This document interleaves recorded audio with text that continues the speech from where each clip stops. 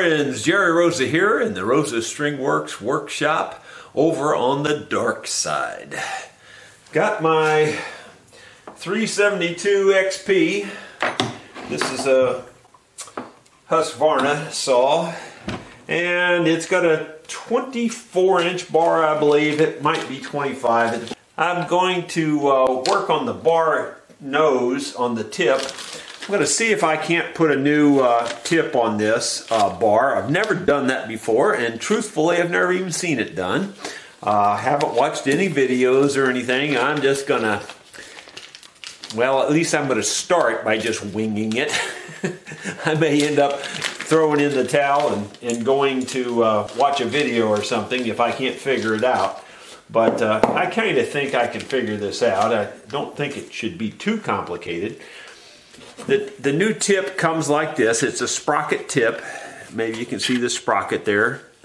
And it comes with 2 rivets and this. That's all there is. Now I think you only need 1 rivet, but it comes with 2. I guess they expect you to fail. Anyway, I've already started loosening up the bar, or the chain and bar here. So we'll take it apart and get the bar out of it, and I'll show you why I want to replace the tip. You can see here the tip is really worn in right here. It's cut in quite a bit, and on this side it's starting to wear quite a bit.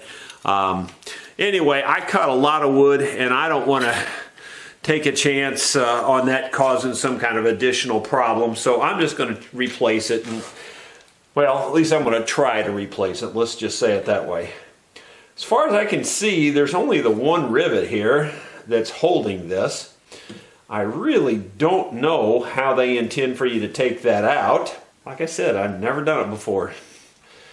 It will be an experience. This does look like it should fit it, so I do think I have the right part before I go into taking and wrecking this one. At least I think I have the right replacement part. So here we go. Those of you who watch my channel regularly know I always try the simple thing first. And the simple thing would be to just put this right in the end of that rivet and put it on the anvil and tap it and see if it'll drive it out.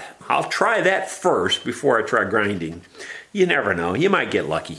So here's the big anvil. It's a pretty good size anvil. I'd say it's at least a 100-pounder. And I've got a punch here. There's the hardy hole that's right there, so I'm right over that hole. And I've got a 3-pound hammer. I'm just going to smack it once and see what happens. Yeah, it looks like it might drive it through, so I'll try it one more time. There you go. Like I said, do the simple thing first. You just never know. That was pretty dang simple. There's not much more to it than that. That's pretty worn on that piece, so I'm glad that we're doing this. Here's the replacement part. Now I'm not going to put it in there yet because I'm going to clean this a little bit. There's a little bit of gunk and stuff around this, so I'll clean all that up first, and then we'll see if we can put this back together. That was almost too easy. That was kind of like anticlimactic. So I cleaned it out, got it real nice and clean, and let's see here. Right side up, I noticed that the way they had put it together, not that it really probably makes any difference, but these dimpled sides here were facing this way on the original, so I'll just make it face the same way. I doubt it really matters at all. Looks like they're made the same, so I'll pop it in there and lay it right here on the anvil. Okay, so we're going to be working right here, and of course I've got the back of this rivet laid right on this.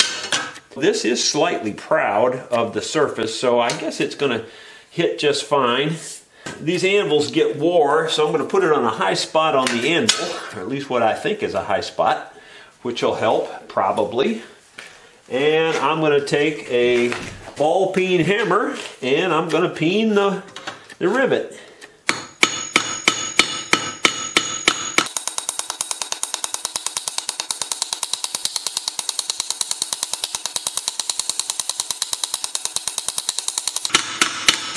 That looks really good.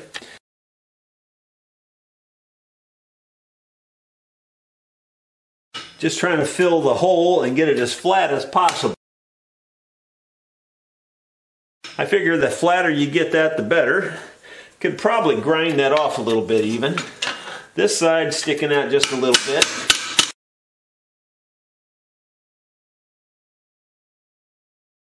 Figure if I peen this one too, it'll make it fit the hole that much tighter. I truly don't think there's any play in it at all. I mean, it's super solid. I don't think that's going to be an issue. The only issue I might have is it does stick out just a little, least little bit proud of the surface, but it's very minimal. So I don't really see that catching on anything, because I think the chain's going to be quite a bit wider.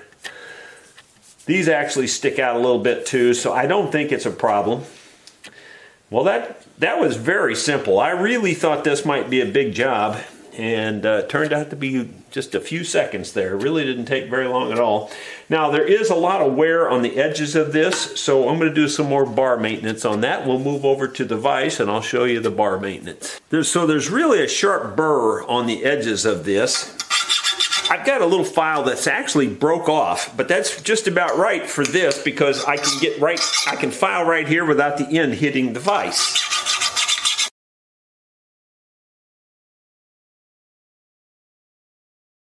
This is very hard steel, so it's actually kind of hard to file that burr off.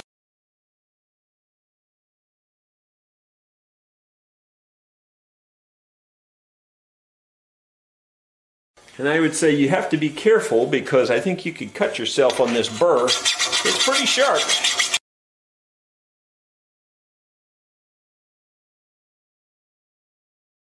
Shouldn't be able to feel anything when you're done. And right now, I don't think I can. On this side right here, we're good. This side here has a little bit of a burr, but it's not nearly as bad as the other side was.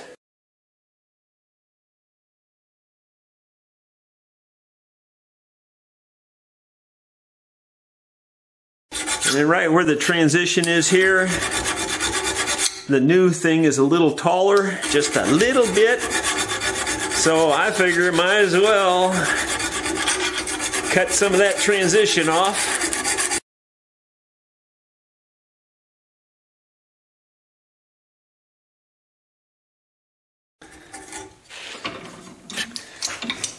That's pretty good. We'll try this side here and see if we can do something similar.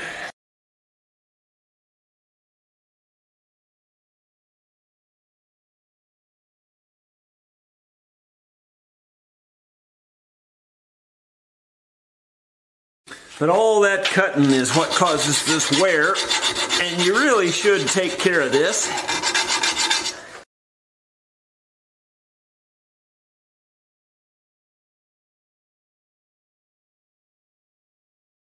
Trying to feel if I feel anything, and I don't really feel anything now.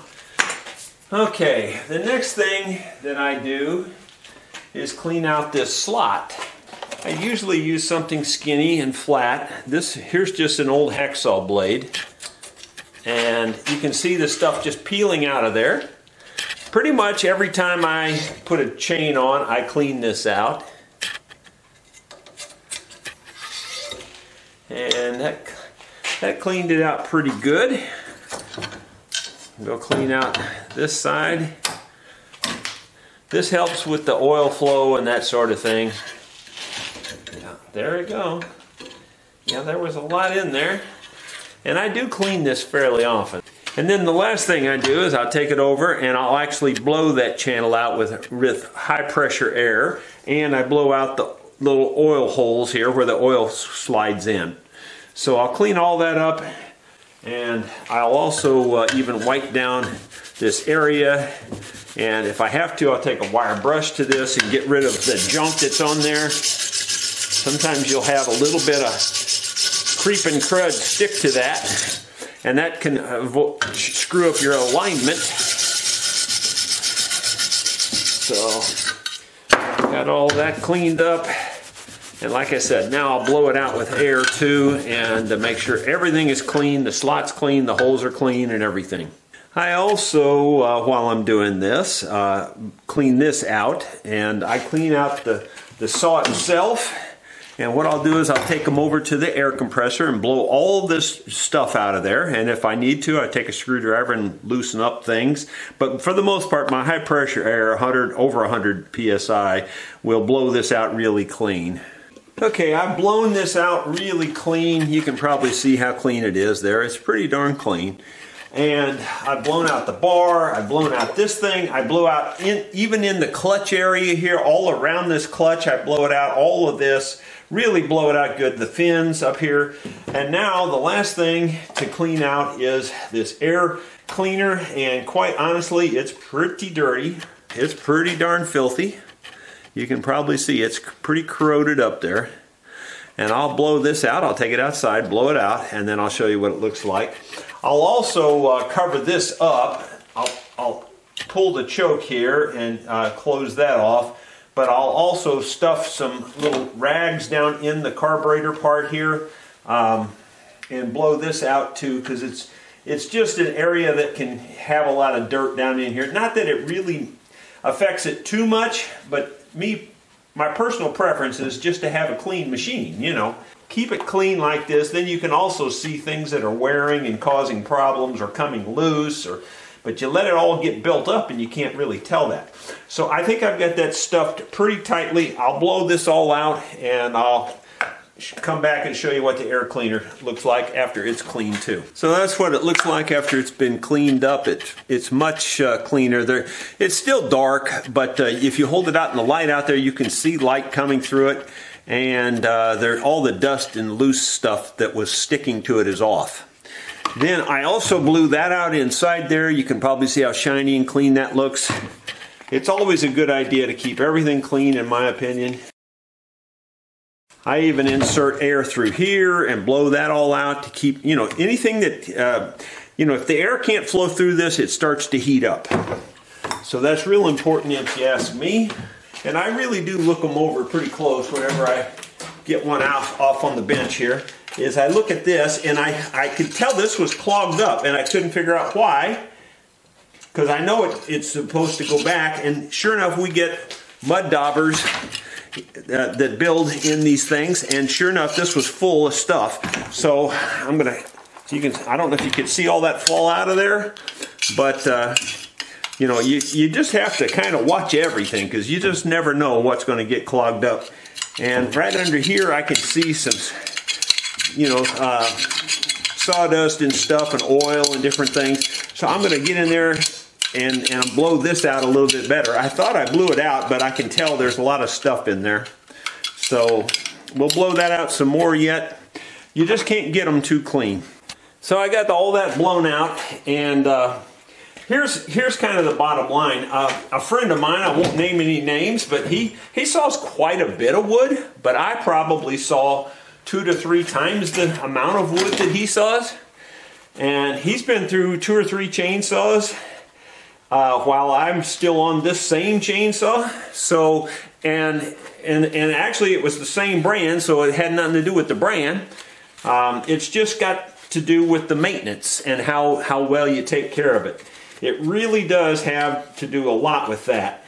Sure, you can get a lemon, you know, don't get me wrong, but if you don't maintain a chainsaw and maintain it well, you will pay for it. It does not take long for a chainsaw to run afoul if you don't really keep them clean, oiled.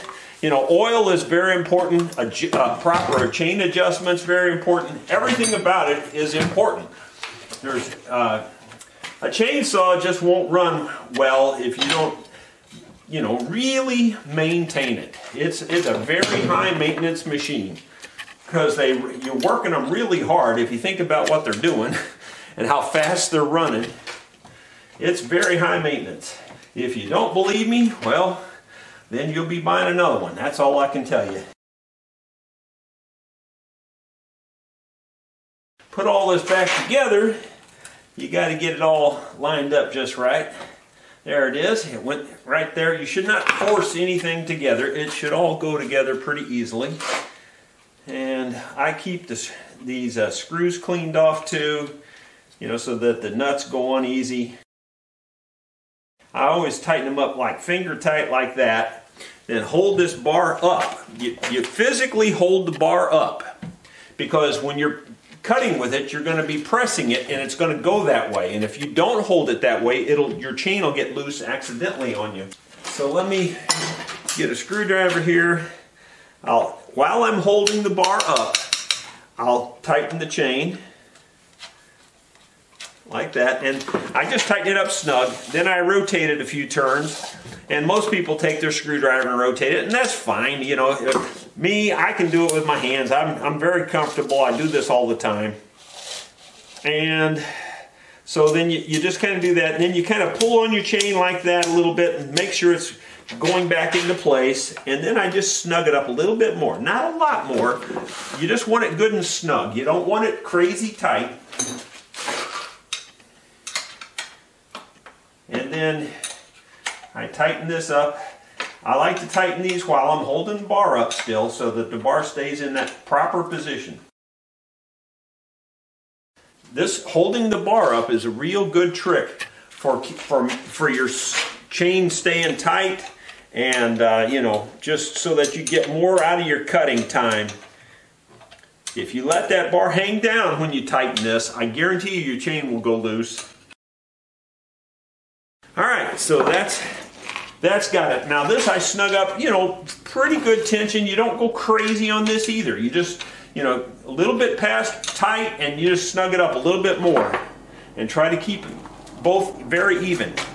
This chain has been sharpened many times, but it's still cutting really good.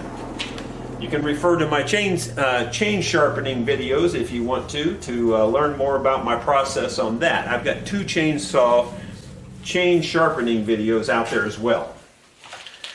But there's some good maintenance tips for you. Other maintenance tips would be, of course, your fuel and your oil. You always keep bar oil in it. I mean, like, never let that get low. This is super important. And of course, you want to use the right mix for your saw in your gas and oil there. Very important that you put oil in your fuel. If you don't, you won't have your saw very long. So my friends, I hope you've enjoyed my tips here on the chainsaw maintenance. I really think those are good tips for you. Changing the tip on that bar is way less expensive than buying a whole new bar. That tip only cost around 20 bucks, and a new bar on this saw would have cost 3 times that at least. And as far as I can tell now, it's just as good as new. Thank you so much for watching.